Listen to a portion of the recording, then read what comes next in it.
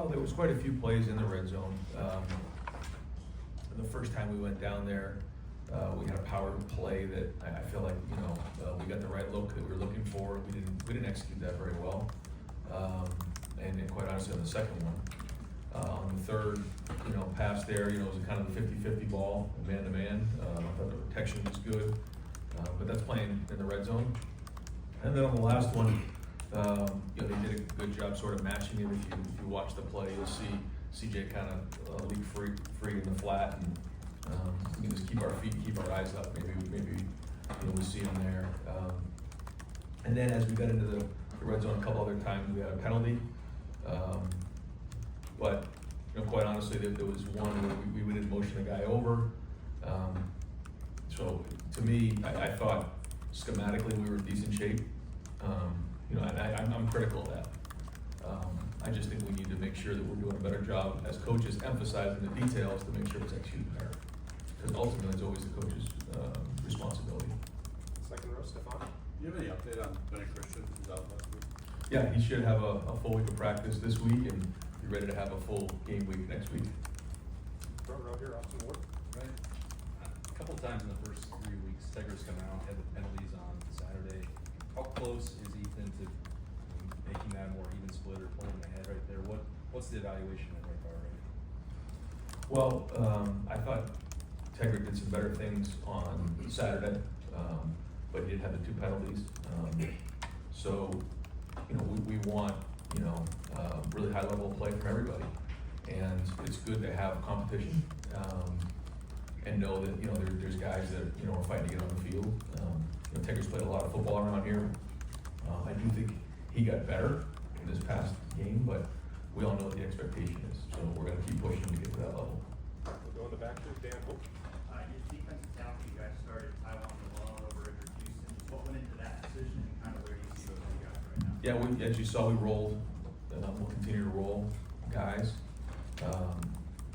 But I thought Taiwan took a step in the game. I thought he played well. He still has some things that I know Coach Johnson's working on to get him to play better. But he did some nice things in the game. I think he graded out. So that's big. As you know, we need that position, to continue to build depth and play at a high level. So, but Edric still played and Will still played. So we didn't have a ton of snaps on defense. We'll have a lot more here moving forward. So we're gonna need everybody. Go right here to down here. Coach, the schedule's the schedule. Does the bye come at a good time in your mind, and what kind of things would you do this week, and how will you handle the weekend? Yeah, I don't know when's a good time, bad time, but today we'll practice today, tomorrow and Thursday. Take Friday and Saturday off, and then come back in Sunday, have our practice, and do a normal game week. It's something that I think is important to make sure we still continue to stay on that schedule. We're gonna work hard on fundamentals, on the areas that we need to get better at. We know the next 4 games are gonna be a challenge. This will be our first conference game here. This will be our first road game, and 3 of the next 4 will be conference road games. So, we have to prepare, to go on the road and play really, really good football. So, we're gonna look at the first 3 games, figure out the areas that we've done things well, where we need to get better at, take a look at our self-scout tendencies that, the opponents will be looking at on our end. And then I do think it's good, for these guys to get their legs back underneath them. August was a pretty physical month for us because we had to get ready in week 1. So it's really a combination of all those things. Right behind him, Joe Nugent. With 5 touchdowns and 40 yards or more so far this season, it's become more tempting to take those shots with the success that you've had. I love taking shots more than anybody, but it's not always there. Sometimes they're going to say, we're going to take away the shots. So when they're there, we'll be aggressive down the field, but that's why balance is so critical. Identifying what a defense is doing and then being able to take advantage of that. And we're looking to establish that. We're looking to establish how to win the line of scrimmage, get the ball to our players in space, stretch the field horizontally and vertically. And you can't just break the huddle and look to launch it every play. It doesn't work that way. There's a lot of good coaches across the country, and they know who some of our skill players are. So we work hard on trying to, find those situations and find creative ways to do that. I thought we did a decent job of that with one of the play designs, the one in particular to Jeremiah where we brought Carnell in the backfield, the safety spun, so the middle field safety kind of found himself towards the line of scrimmage, tried to fight his way to get back. Brandon caught his attention and we got behind him on that play. I thought the route to Carnell, was well executed, really good route. We got the look we were looking for. So you don't always get that, and I think it's important for the quarterbacks to understand when we are trying to call a shot if it's there, because there's a lot of other shots that were called that, they were in a shell and you gotta check the ball down. And that's where, we'll keep calling shots if Julian or if Lincoln's in there can say, hey, if it's there, we're gonna take it. If not, we're gonna take the underneath stuff. And we called the shot and it was a check down to Bo Jackson for 11 yards. That's good football right there. So we do have the speed to stretch it vertically, and when we can do that and make good decisions and stay on schedule, then we got a chance. So, but at the end of the day, the balance is what we're looking for, to identify what a defense is doing and then how we take advantage of that. Second row middle, Doug Lamarice. Ryan, things like managing a bye week and just keeping players fresh during the course of the season, travel, that kind of thing. Yeah.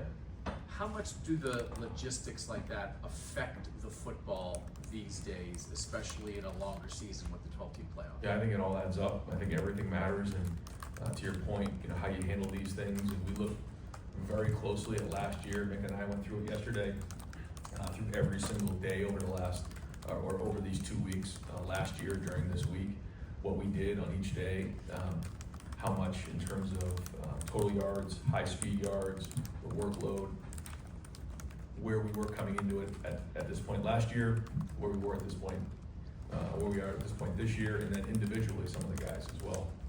And so, that's the science of it. And then there's also just the coach and the common sense in you, just to see your team and what you need and where you feel like you're going, what the schedule looks like moving forward, the opponents, the travel. So we take all those things into consideration and want to make sure we have a fresh team. That's why I think when you look at how hard we practiced in August, the Texas game early on, I think it's going to be good here to get some good work in, but also have some of these days we can get off their feet and be ready to go for a great 4-game run here. Got time for 2 more. We'll go to Bill Rabinowitz, front and center. Bo Jackson's obviously made a splash so far. He seems to have an explosiveness that's pretty rare. Yet after the game, you were asking about, he kind of obviously tamped it down a little bit. Is it a matter of just, okay, he's a freshman, let's just not get ahead of ourselves? Or how special do you think he is and can be? Well, we were just talking about that as an offensive staff. It doesn't take a veteran coach to recognize talent when you see it, and Bo has talent. And we're going to keep bringing him along. It's a long season. And so, we're going to continue to give him the opportunities to prove that we can trust him with the ball in his hands. So far, he's done that. You can see his vision. You can see his ability to catch the ball. He's got a lot of different skills.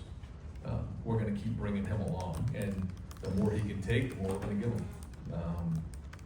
But I also think there's, just like any other position, there's a way you bring guys along. And the number one thing is ball security, taking care of that football.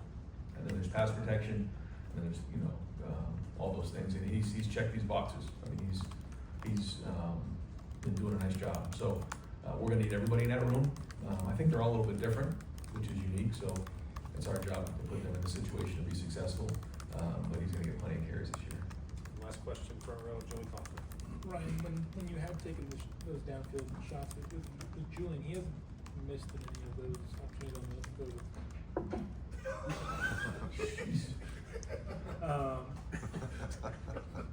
what has he done well to be accurate in those situations? Well, he, first off, you have to trust your footwork, and I think that is important when you're dealing with certain throws. You have to understand that there's a footwork that comes with it, especially when we're launching the ball so far down the field. There's a timing, and when you look at guys like Carnell and Jeremiah and some of the receivers we have, they can cover, such, so much distance in a short period of time. I think he does a nice job with the trajectory of the ball, because the more trajectory you have on the ball, the more margin of error you have. So actually the first go ball to Jeremiah, we usually like to throw that about 42 yards, what we call a red line, which is an imaginary line, 4 yards from the boundary. And, on the red line, when you throw that ball, it's the wide receiver's job to make sure he's shielding off the defender and catching over his outside shoulder. When you throw the ball with a lot of air, you have the ability to maybe come back for it and things like that. So I think that was well done. On the 2 post throws, I thought both guys set on those angles, and he found the angle. But I think when you have such, fast guys, you have to be able to get that ball out there, and you gotta put a lot of height on it and let them adjust to it. And even the one to Jeremiah, like, when you put that ball in the air for him and he jumps up and he's so big and strong, he can kind of shield the defender with his body, which is what he did. I feel like the one to Carnell, he kind of dropped down right in the basket. But a big part of it is your footwork, because when you're throwing it that far, think about when you're throwing the ball from 1 hash mark all the way to the red line.